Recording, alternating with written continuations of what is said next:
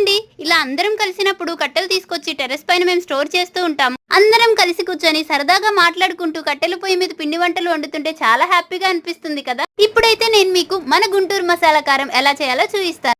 అందుకోసమని జీలకర్ర, ధనియాలు, ఆవాలు, మెంతుల్ని సపరేట్ గా డ్రై ప్యాన్ లో వేయించి పక్కకు పెట్టుకోవాలి. పొయ్యి మీద వేయిస్తున్నాం కాబట్టి త్వరగా వేగిపోతాయండి. నేనైతే చూసుకొని తీస్తున్నాను. జీలకర్రని పక్కకు పెట్టేసి ధనియాలు, మెంతులు, ఆవాలు ఇలా మిక్స్ చేయండి.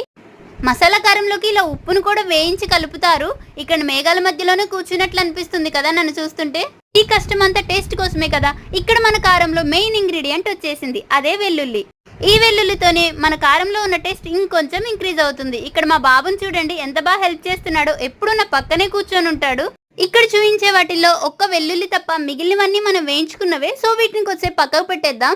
కారం పట్టించే ముందు కొద్దిసేపు ఎండుమిర్చిని ఎండలో పెట్టాలండి. అందుకోసం అని చెప్పేసి నేను వాతావరణాన్ని చూస్తున్నాను, అస్సలు కోఆపరేట్ చేసేలా లేదు మనకి.